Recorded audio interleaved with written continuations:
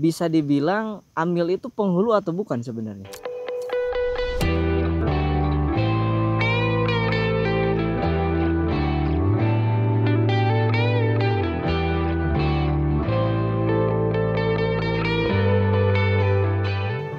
Nah sekarang kita loncat topik lagi. Selain tadi beberapa hal, kemudian juga guru dan Amil juga. Bisa dibilang Amil itu penghulu atau bukan sebenarnya? Kalau dulu mungkin Amil dan penghulu itu sama. Karena dari negara tidak ada utusan sebagai penghulu. Kalau sekarang kan memang regulasinya untuk menjadi penghulu itu harus tadi sertifikasi mungkin ya. Nah jadi tugasnya beda. Amil itu bahasa kerennya P3N, petugas pencatat pernikahan. P3N. Saya lebih spesifik mencatat pernikahan sebenarnya. Sebetulnya ini mungkin ya tupoksi ya. Ini boleh dimakan sebenarnya? Boleh. Bukan bajangan. Coba dimakan dulu. Biar agak lentur dan nggak lapar ngomongnya. Karena belum sarapan. Kan belum matang. Terus P2N. P3 dong. P3 kayak partai. Ada N-nya. P3N. Tapi P3 kemarin baru ulang tahun loh. Tanggal 5. Ngucapin? Enggak. Lihat aja di medsos. Apa ada perpindahan arus? Ada kemungkinan gitu. Ada kemungkinan. Apa ya? Pecah kongsi. Jadi secara spesifik berarti memang berbeda dengan penghulu. Tapi bisa menikahkan? Ya bisa. Kita pada intinya yang tidak bisa dihadiri oleh penghulu atau utusan dari pemerintah kantor urusan agama, ya kewajibannya kita di situ. Cuma nggak hanya monoton nyatet yang nikah tanggal berapa, ngurusin NA-nya, tapi NA itu apa tuh? Ya NA semacam surat dasar untuk menikah dari desa.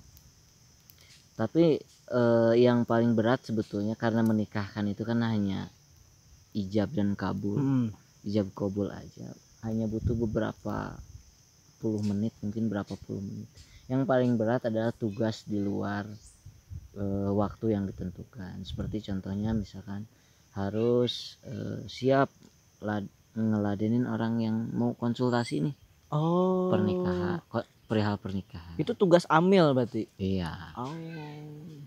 Sebelum ke KUA ya pasti ke Amil setempat dulu. Kalau di tempat saya kan ada 2 nih. Ya, Pak Amilnya sesuai wilayah dengan batasan wilayah masing-masing. Ya warga pasti lari antara ke saya dan ke Amil yang satu. Berarti bisa dibilang tadi ya, kalau menikahkannya memang nggak lama kan, nggak butuh waktu lama. Kalau si yang bersangkutannya lancar 30 menit mungkin selesai. Tapi ada semacam kayak ngelola sumber daya si yang mau nikahnya ya kalau gitu. Iya. Entah itu sebelum atau setelah. Setelah itu kemungkinan terjadi masalah setelah pernikahan. Kalau sebelum arah menuju masalah. Bisa jadi kan. Ya. Oke. Tapi rata-rata memang yang paling banyak itu ya setelah pernikahan, sekedar konsultasi. Yang tadi yang sebelum pernikahan biasanya konsultasi yang muncul apa tuh bahasanya? Paling kalau itu kan agak mudah. Paling syarat-syarat untuk menikah apa aja. Syarat-syarat menikah apa aja? Saya belum tahu. Syarat-syarat nikah kan kalau dari aturan negara paling cuma ngumpulin foto yang kayak gitu, KTP, termasuk NA tadi. Iya.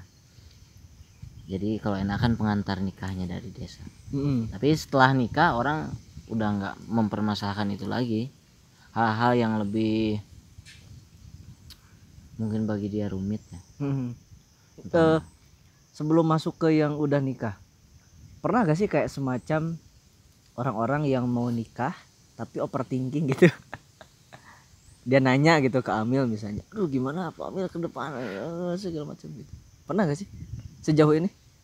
Banyak, Apa tuh bahasa yang munculnya apa tuh?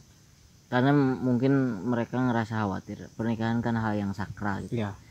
Dan Lebih bukan waktu yang sebentar juga. lebih spesifik ke akad pernikahan itu. Jadi yang paling dikhawatirkan orang-orang cenderung overthinking itu perkara akad. Kayak gimana tuh bahasanya? Ya, Akadna kumaha apa akadna Amil? kumaha misalkan, atau dia minta lafaznya, takut lupa, antaranya minta dicatetin dulu, dihafalin 1 bulan. Satu bulan sebelum pernikahan mereka udah minta dengan bahasa apa. Kalau masalah ke yang lain sebenarnya beres, paling itu aja masalah akad yang mungkin bagi mereka ayah kasihan kayaknya lah. Iya. Ada gak sih yang kayak semacam agak kebablasan gitu, misalnya nanya ke Amil, aduh uang buat nikahnya bagaimana gitu? Ada gak sih? Jarang sih. Jarang ya. Tapi ada. Maksudnya nah ya itu kan tergantung standar. Misalkan di desa saya tarif untuk nikah itu berapa, mereka ya pasti nanya. Tapi sekarang kan udah jadi semacam rahasia umum, hampir semua tahu. Mungkin tahu dari mulut ke mulut juga kan. Mereka nanya dari orang tua, kebanyakan dari orang tua misalkan. Karena nggak jauh beda ketika orang tua atau temennya yang menikah, dari tahun ke tahun nggak ada perubahan sebetulnya dari harga itu, jarang lah. Iya. Paling kalau selisih misalkan entah 100 atau apa berapa. Sebenarnya kan yang jadi mahal itu bukan akadnya ya. Hajatannya. Kalau akad cuma butuh biaya. Kalau sekarang 1.200.000 kalau di desa Desa Pulosari. 1.200.000 itu sudah dapat buku nikah, artinya udah punya SIM. Irit sih sebetulnya ya untuk hal yang sakral kayak gitu. Ya standar alat podcast segitu mah. Cuma yang mahal tuh tradisi hajat mungkin. Tradisi hajat. Apalagi di daerah saya. Luar biasa. Nah, tadi kalau yang setelah nikah apa tuh pertanyaan-pertanyaannya? Ya karena memang setelah menjalani pernikahan entah 1 tahun atau beberapa bulan atau masih baru banget juga tentu banyak hal yang dipertanyakan, entah masalah pribadi mereka sama pasangan.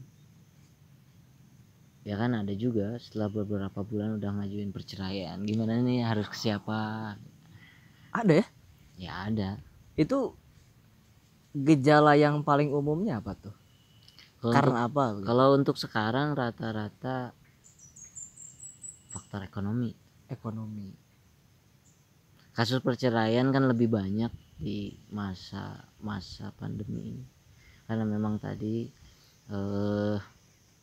ekonomi nggak berjalan stabil gitu.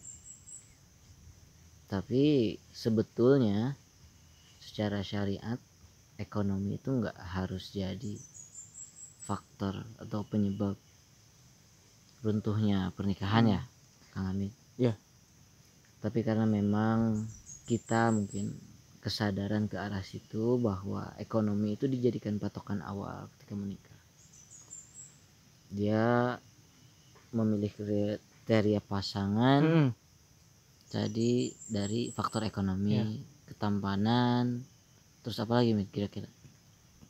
Keturunan. Padahal kan itu sewaktu-waktu ya bisa aja berubah. Iya betul. Yang tadinya serba cukup, usahanya jalan, mungkin ketika setelah menikah agak surut atau gimana, dan mereka belum tersadar ke arah situ. Kita belum tersadar sampai arah situ. Akhirnya kan itu seperti hal yang sederhana tapi cukup dilupakan. Nah, berarti sejauh ini sudah menikahkan berapa pasangan? hampir 30 lah. 30 ya? Itu baru berapa bulan sih? Kalau nggak salah saya Juni apa ya. Juni ya? Hmm, Juni. Berarti hampir setengah tahun. setengah tahunan. 30 pasangan. Ya. Karena kan kalau yang nikah itu sebetulnya musiman. Oh iya benar. Kalau di sini kan masih ada tradisi hitung-hitungan bulan mana yang baik untuk menikah. Bulan ini enggak dulu di skip. Bulan gitu. ini skip kayak safar. Biasanya di skip kan? Safar di skip. Pernikahan itu ya jarang lah orang yang mau nikah di bulan itu. Nah bulan Zulhijjah banyak. Zulhijjah ya? Robiul Mau Awal, dikurbanin kali ya? Robiul Awal banyak.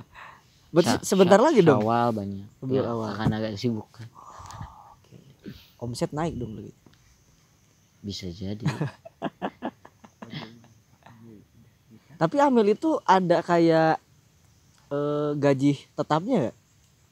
Apa penghasilannya dari situ? nggak ada gaji tetap. Oh, berarti saya awalnya terlalu mikir pragmatis. Saya mikirnya ada gaji tetap.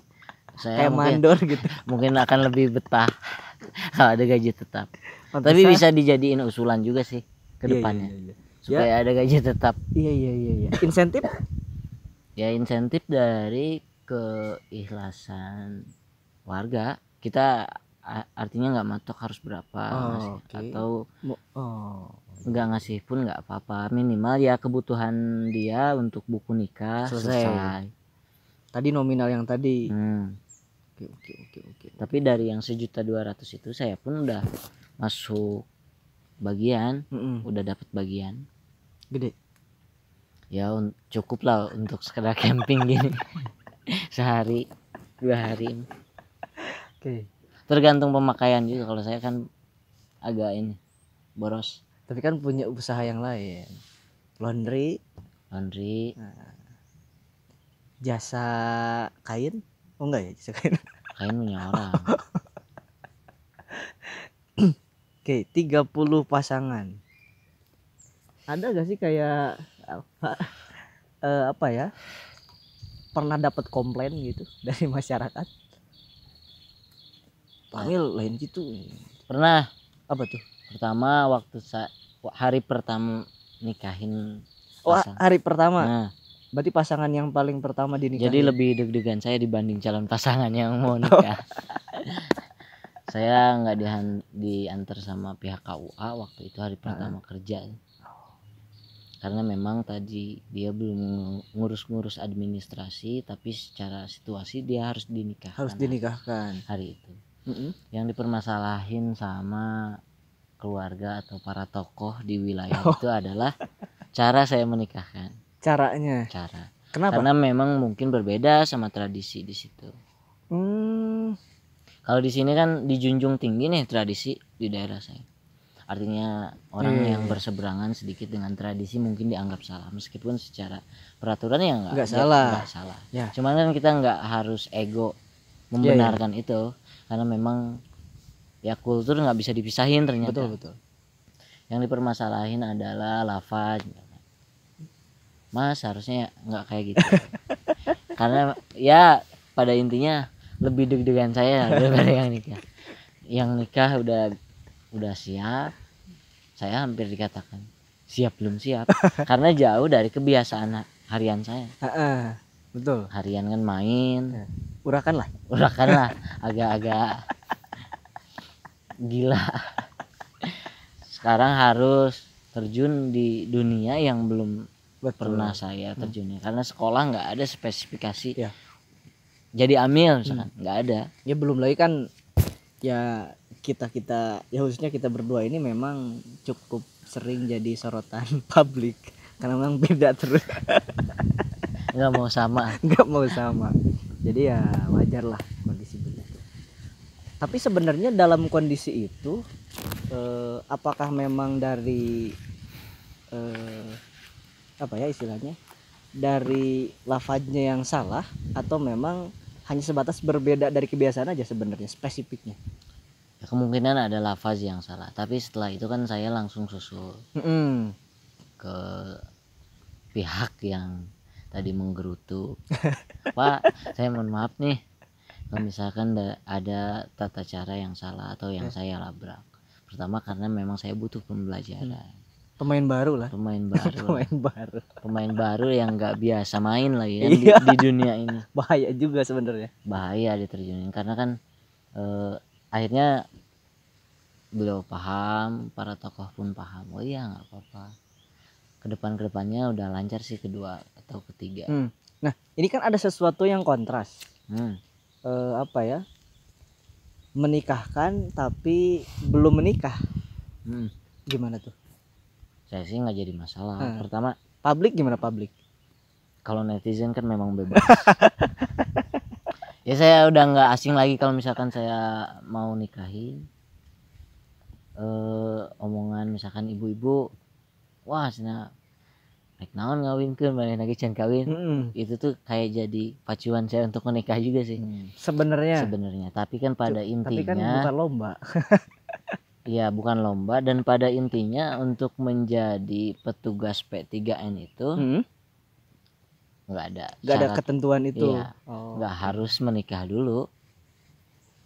Justru kan saya jadi bisa ngebaca sebelum nikah itu kira permasalahan yang paling umum apa.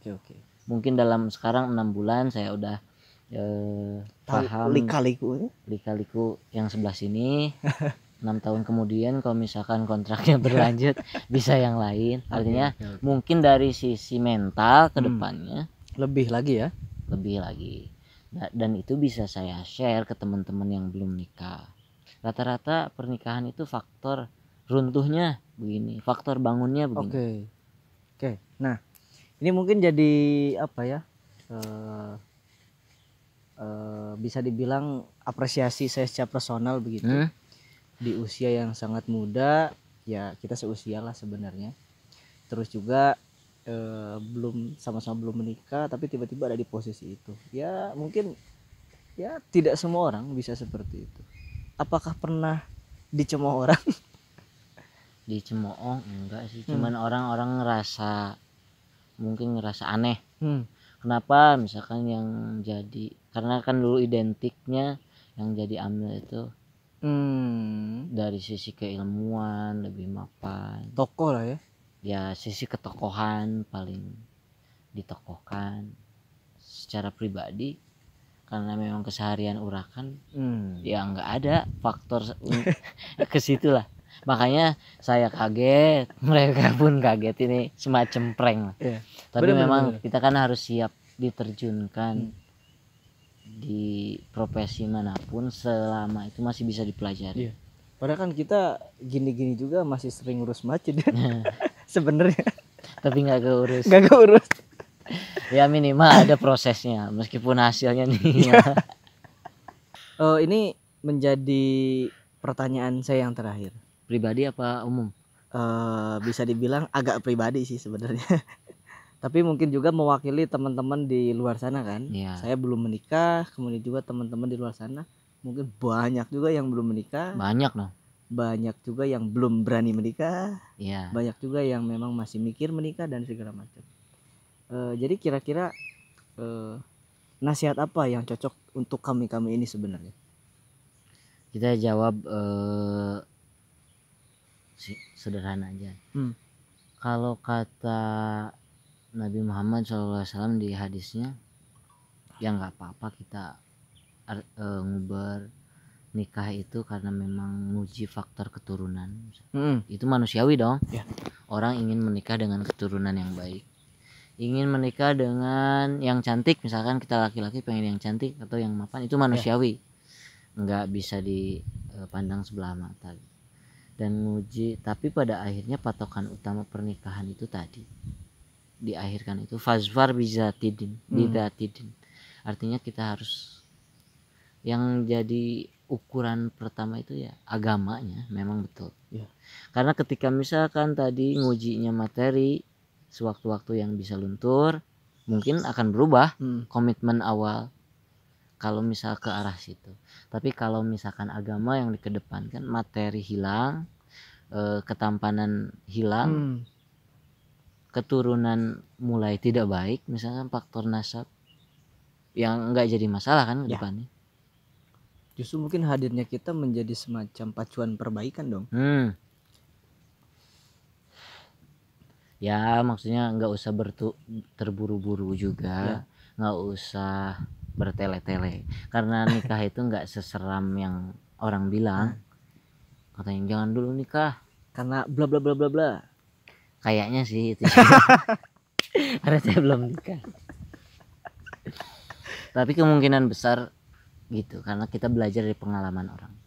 Rata-rata permasalahannya yang ditakutkan orang-orang sebelum nikah itu kan saya udah dengar lah. Rata-rata itu bocoran, kisi-kisi untuk yang belum nikah. Jadi diperkuat mungkin sisi mental, meskipun pada akhirnya materi itu penting, tapi mental itu lebih penting. Agama yang diperkuat. Oke. Itu Ya yang lainnya nanti nyusul kalau udah saya nikah. Jadi emang ada kayak modeling gitu. Kalau sekarang kan kalau sekedar ya nasihat, nasihat sepintas lah. jangan nanti salah lagi. Oke. Itu perbincangan kami.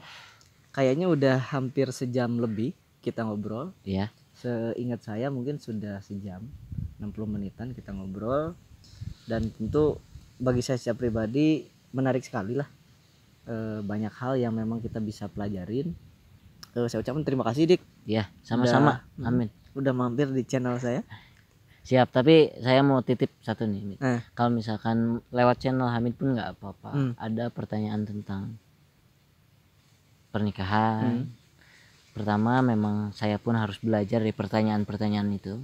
Karena kalau tidak muncul pertanyaan mungkin saya nggak nggali sendiri. Tapi ketika dipaksa oleh pertanyaan, Mas ini gimana nih ke depannya, entah masalah syariat dari sisi syariat atau peraturan negara tentang pernikahan, saya suka tuh maksudnya ditanya-tanya biar saya belajar pada intinya. Oke. Berarti bagi teman-teman yang masih ngerasa banyak hal yang pengen ditanyain khususnya menyoal pernikahan, bisa komen nanti di channel YouTube saya. Itu. Nanti saya bisa sharing ke Andika, nanti kita sama-sama balas. Sekali lagi terima kasih. Ya, sama-sama. Saya juga ngucapin makasih banyak nih. Udah mau ditampung.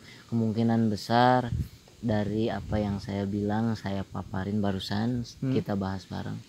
Ada kesalahan-kesalahan misalkan dari penyampaian, ya mohon diperbaiki. Nggak usah di-cut pun nggak apa-apa. Oke, siap.